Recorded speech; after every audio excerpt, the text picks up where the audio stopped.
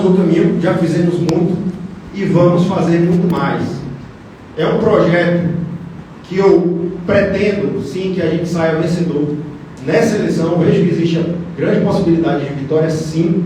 Existem entraves burocráticos para a formação da chapa, que nós já conversamos sobre isso nos grupos, mas existem barreiras eleitorais, inclusive. Mas eu vejo que a grande insatisfação que tem na classe, se acentuando principalmente por conta depois desse momento de pandemia, também se acentuou ainda mais os ataques às prerrogativas, com o processo eletrônico, os meios virtuais, uma coisa que eu tenho caracterizado, tenho chamado de violações cibernéticas de prerrogativas, que nós enfrentamos todos os dias, além das clássicas que nós já enfrentamos, né? E isso aqui é só uma introdução para eu começar o que eu tenho a dizer. Preparando alguns pontos para eu falar, a gente pensa, né, como é que a gente vai lapidar o discurso. E a minha opção foi falar a verdade e falar com o coração.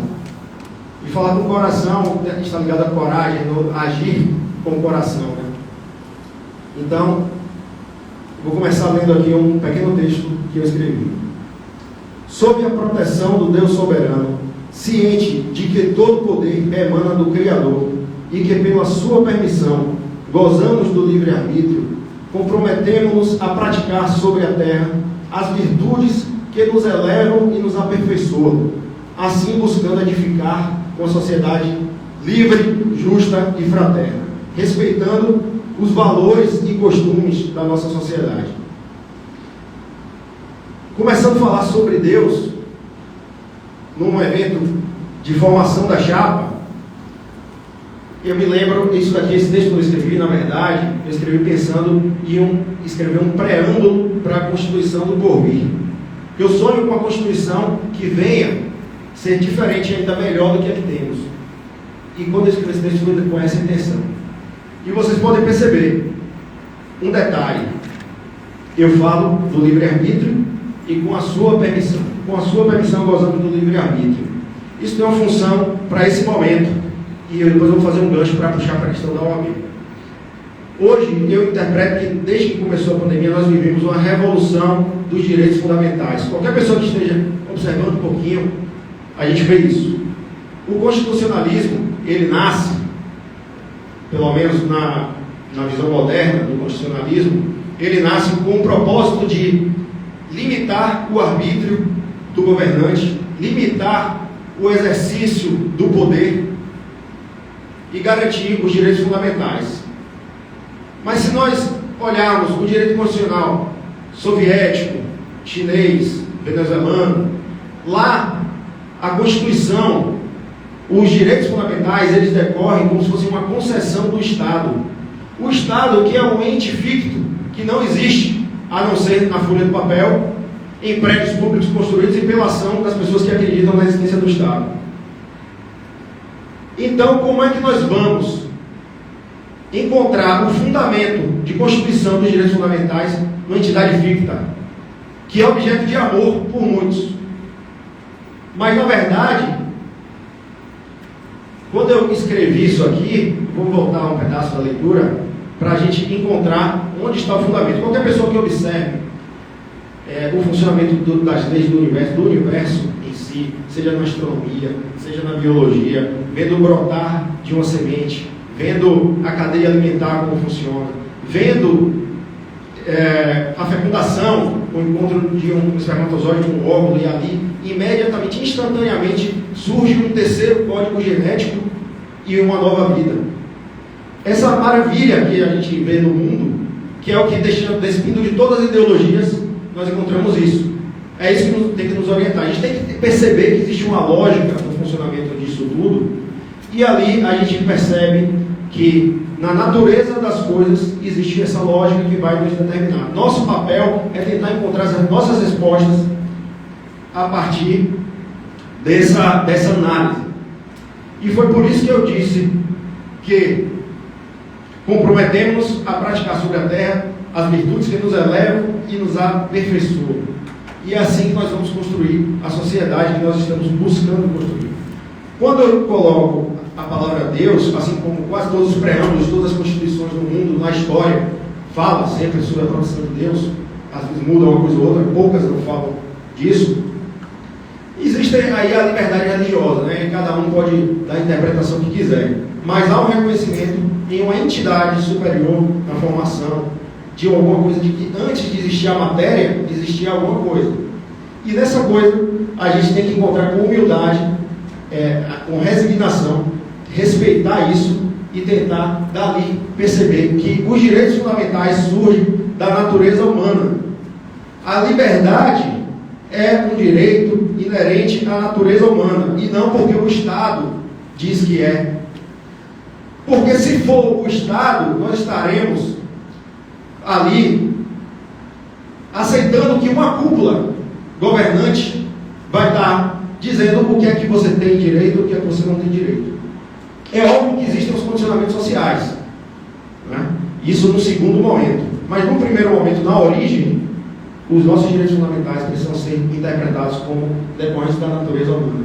Senão, tudo é possível, porque vai ter uma lei escrita. Então tem que ter alguma coisa que limite.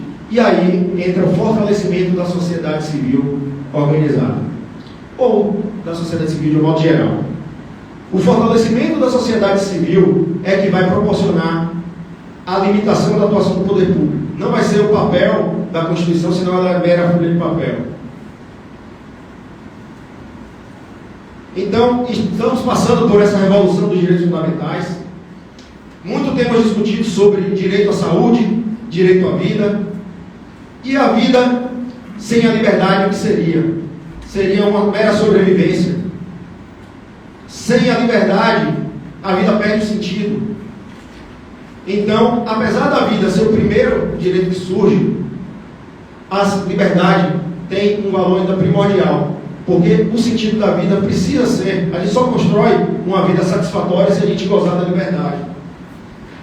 A saúde, um direito tão importante, também está vinculado à liberdade. Por quê?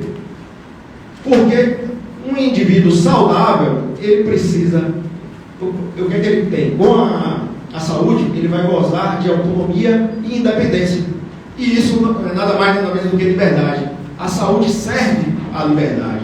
Então a liberdade é o maior direito que nós temos. E é impressionante que em 2021 a gente precisa falar tanto em liberdade, que é o direito de primeira geração do constitucionalismo. E agora a gente tem que retomar todo esse debate, trazendo a público. Temos a liberdade de locomoção, ir, vir, permanecer, que já restringiram ao longo de 2020 para cá, bastante, e agora está na iminência de um projeto de lei na Assembleia Legislativa do Estado ser aprovado, para limitar ainda mais esses direitos de locomoção. A liberdade religiosa, que eu já mencionei, seja qual for a religião, isso deve ser respeitado, até porque eu falei sobre a vida material e também tem a vida espiritual. Então a própria Constituição defende ali a liberdade de crença religiosa, né? Também defende, a própria Constituição defende as liberdades de convicção política e filosófica. Temos a liberdade de pensamento, liberdade de expressão, liberdade de opinião. E tudo isso que eu estou falando está no campo do político-jurídico, não político-partidário. E a gente viu a OAB se transformar em um monstro que simplesmente silencia diante dos ataques da liberdade e silencia diante dos ataques das prerrogativas.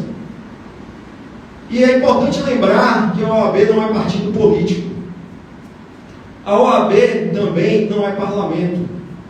A função parlamentar é exercida lá no Congresso Nacional, Assembleia Legislativa, Câmara de Deputados e Vereadores, né? E a OAB também não é comentarista da atividade política. A OAB tem duas missões primordiais: a defesa da categoria e a regulação da profissão e zelar pela ordem jurídica. Infelizmente, no zelo pela ordem jurídica, muitas vezes a OAB aproveita para entrar em discussão sobre assuntos da política do país, da política partidária do país. Isso ficou muito claro no cenário nacional, agora com o Felipe Santa Cruz. E a baixa reprovabilidade, ou a alta reprovabilidade dele, mostra 80% de reprovação ao nome dele, mostra que há uma crise de representatividade nesse cidadão que ocupa hoje a presidência do Conselho Federal. Mas nos estados isso também não é diferente. Em 2019, o Jornal do Comércio do Rio de Janeiro noticiou que José Dirceu teve um encontro dele lá em Brasília com um grupo de advogados para discutir a tomada das seccionais pelo país inteiro. O que já vinha sendo empreendido há muito tempo, né? Não era nenhuma novidade, mas uma ou outra poderia estar resistindo. Em Minas Gerais, a OAB recentemente se manifestou apoiando um ato do Ministério Público contra um líder religioso que simplesmente exerceu a liberdade de pensamento, a liberdade de expressão, de opinião, a liberdade religiosa de pronunciar uma frase que o Ministério Público entendeu que não deveria ser pronunciada, e aí foi intimado para se explicar por que achava que mulher era mulher e homem era homem, algo do tipo assim. E a OAB de lá... Deus não é. Homem é menino, é menino, menina é menina. Deus não é. A frase foi dita ali. Exatamente. E o líder religioso foi convocado, intimado para prestar esclarecimento ao Ministério Público por isso. E a OAB, de lá de Minas Gerais, endossou esse ato do Ministério Público, afrontando todas essas liberdades que eu citei. E aqui na Bahia também não é diferente. Na verdade, eu vou abrir um parêntese aqui. O meu avô, falecido, ele escreveu em 1988, no ano da Constituição, ele escreveu um livro de memórias, e recentemente eu peguei para ler, tem um capítulo que ele fala da juventude dele, Ulisses Nogueira. Ele fala da juventude dele, que ele combatia o comunismo, e ele foi preso no interior da Bahia, porque estava já a estrutura toda dominada. E ele narra que desde 1922, ele vai enumerando quais os setores da sociedade já estavam dominados. E ele ficou preso numa prisão escura e incomunicável por 9 dias. O pai dele teve que usar de alguns conhecimentos para poder conseguir uma prisão domiciliar para o filho, por conta disso. E ele narra isso no livro. Eu vou fazer depois um vídeo sobre isso para contar com mais detalhes. Mas então, a gente tem desde 1922, vocês olham que foi pouco depois da Revolução Russa que começou esse processo. Então, hoje já está muito mais tomado, muito mais difícil para a gente conseguir despartidarizar e desideologizar a OAB e todos os setores da sociedade. Porque a gente precisa que a sociedade ela seja um ambiente em que as pessoas possam viver livremente e desenvolver as suas vocações. Simples assim. Então, cada um pode pensar de um modo, cada um pode ter uma forma de pensar na política, seja do modo que quiser viver, porém, isso não pode ser deturpado no uso das instituições. A OAB não é partido político. E tem uma frase que nós aqui já temos falado várias vezes. O partido da OAB é o advogado. E essa é a missão da chapa que nós estamos constituindo, que é libertar a OAB dessas ideologias perniciosas. Nós notamos uma insatisfação geral na classe. Temos os dissabores que enfrentamos. E na minha participação no primeiro mandato do Luiz Viana, eu participei de 3 comissões. Sempre tive esse perfil realmente de querer me envolver nas coisas para tentar levar algum tipo de contribuição positiva. Participei da comissão de Saúde, Informática e Direitos Humanos. E durante aquelas manifestações de impeachment, ainda participei de subcomissões para acompanhar algumas prisões arbitrárias que aconteciam contra os manifestantes que eram a favor do impeachment. E eu vi algumas coisas lá na OAB durante aquele período que me entristeceram, porque eu romantizava um pouco, né? Eu pensava, não, todo mundo está aqui querendo fazer o melhor possível. E na verdade não era isso que acontecia. Eu cheguei a me dispor em diversas situações, inclusive com o próprio Luiz Viana, porque eu falava o meu pensamento, expunha de modo que ele fizesse uma análise crítica para poder decidir, pois ele tinha a caneta na mão, realmente, e aí ele iria decidir o que fazer. Mas sempre que tinha questão ideológica, esses projetos eram repudiados pelo grupo que domina a OAB. Quando houve a reeleição, eu já sabia que eu não estaria mais em uma comissão, né? E assim foi feito, mas eu fiz um requerimento formal para registrar uma solicitação para que eu entrasse em 2 comissões, Direito Tributário e Estudos Constitucionais. O processo foi arquivado sem decisão. E eu já sabia que ia acontecer algo do tipo, mas achei que ia ter uma decisão pelo menos. Aí eu fui lá e pedi para desarquivar. Falei, não, eu vou desarquivar para ver o que acontece. Aí desarquivei.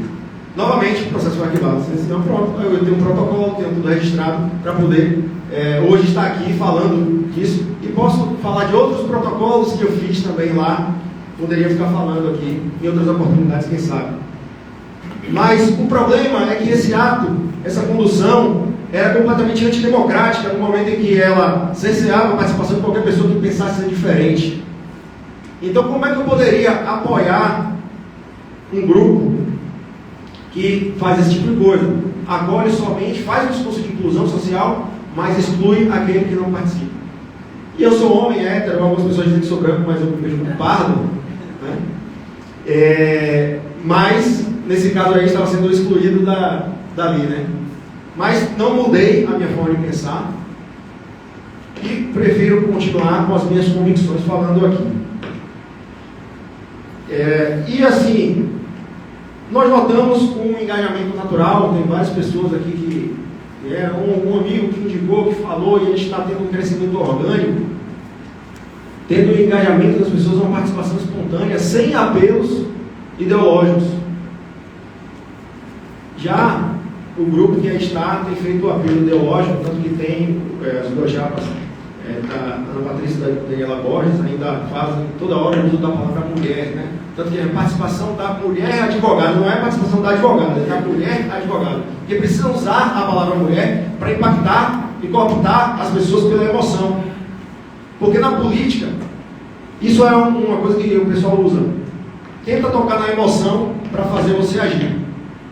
Quando a pessoa olha, é óbvio que as mulheres vão se sentir atraídas, apesar, além de tudo, temos hoje um grande número de mulheres, né, como escritas, já ultrapassou o número de homens. Então, fica muito mais sedutor falar disso. Mas será que elas representam efetivamente a mulher? Até porque, se você observar esses 2 grupos que estão, que na verdade, aos 45 do segundo tempo, resolveram romper e formaram, então, 2 chapas. Mas ambas eu vejo que estão sob a liderança do mesmo patriarca, que chama-se Luiz Viana. E parece que Luiz Viana é o patriarca desses 2 grupos. Então estaria diante do sistema patriarcal. Já pararam para pensar na incoerência? E eu fico pensando, além da mulher advogada, quais são as propostas? Nós queremos a renovação. Nós queremos uma renovação na condução da OAB, porque esse grupo que já está há mais de uma década e se alternando com outros há mais de 30 anos, não tem representatividade mais e precisa fazer apelos ideológicos para poder mexer com a emoção das pessoas e conseguir, por exemplo, fazer uso de política eleitoreira, criando 88 comissões para poder abrigar um grupo, criar um conselho consultivo de jovens advogados, porque tem um grande eleitorado que é jovem advogado. Em vez de falar do advogado iniciante, fala do jovem. Por quê? Porque é um uso mais forte para poder atrair aquele grupo, se sentir ali incluído. Isso é política eleitoreira, para mexer com a emoção. E é assim que se faz na política, tocam na emoção. Por isso que o ambiente de polarização muitas vezes cega muitas coisas, às vezes também tira certas vendas dos olhos, mas muitas vezes... Pega essa água, por favor, porque a garganta já se...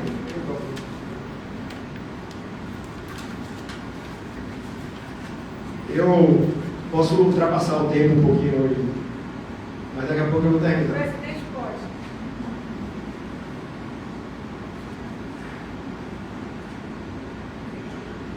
E sobre a questão da participação feminina, a gente fez uma live maravilhosa, 4 mulheres da chapa participaram e foi muito esclarecedor, tocando em vários pontos. Está disponível no Instagram, ainda quem não assistiu, para poder ver todos os argumentos lá que se fala. E a nossa, falando em representatividade, a nossa composição da chapa não deixa a desejar nada, pelo contrário, supera, né? Porque na diretoria executiva só tem eu de homem. São 4 mulheres e um homem. No Conselho Federal está equilibrado, 3-3, porque são 3 titulares e 3 suplentes. Na CAAB, do mesmo modo, 50% para cada lado. No Conselho Seccional, os titulares são 26 mulheres e 25 homens. Então, a ideia de representatividade feminina também é maior na nossa. Apesar de que a nossa escolha não foi por questão de gênero, foi por questão de engajamento, de acreditar, de qualificação. E tem mulheres competentes e tem homens competentes, e todos que abraçaram. Nós fomos conversando e tal, e montamos. E quando paramos para olhar, tinha lá esse número expressivo. Então, mesmo com as cotas femininas que foram criadas, e elas vêm com a ideia de paridade de gênero, a gente para e observa que isso, na verdade, é uma barreira eleitoral. Porque, perceba, a participação feminina é bem-vinda com espontaneidade e não por obrigação. É interessante que seja homem, seja mulher, venha participar, mas não por obrigação, por imposição. É a espontaneidade que caracteriza a representatividade.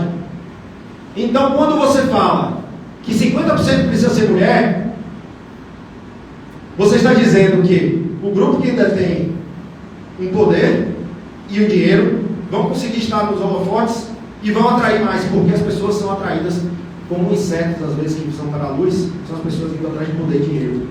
Às vezes as pessoas abrem mão das suas convicções, não sabem se vão se queimar nessa luz ou se vão morrer, mas é assim que acontece.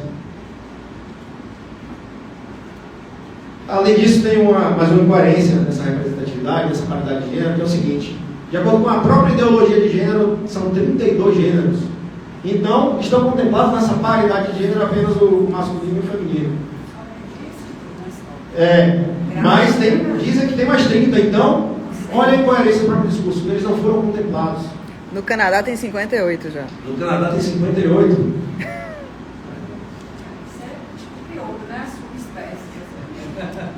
Então, essa questão ideológica, ela é feita muitas vezes para mexer com a emoção da pessoa, porque a pessoa se guia desse modo, e aí tem que ter cuidado.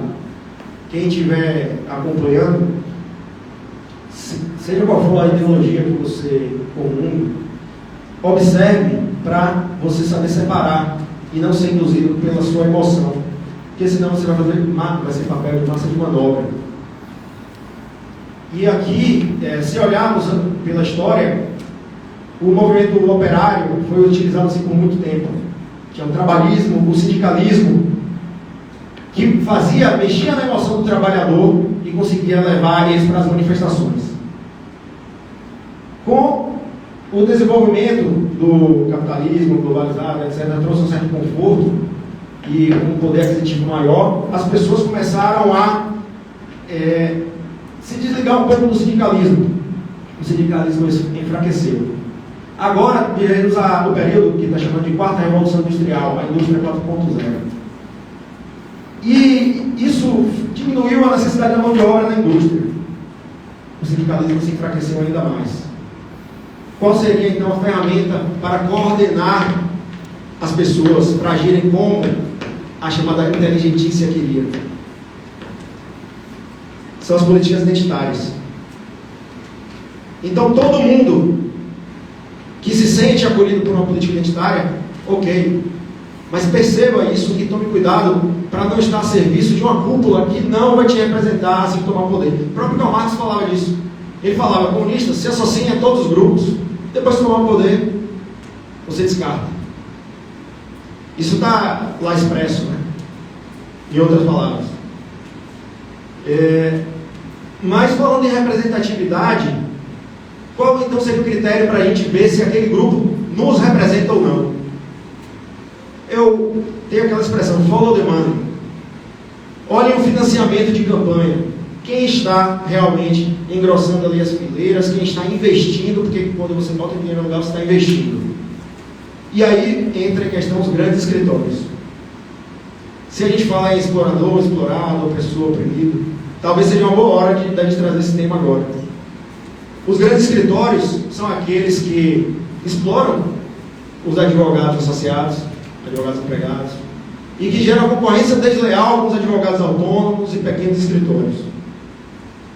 E muitas vezes se associam, muitas vezes não são todos os casos, é claro, é bom ressaltar isso, mas muitas vezes se associam com formações até criminosas dentro da estrutura estatal.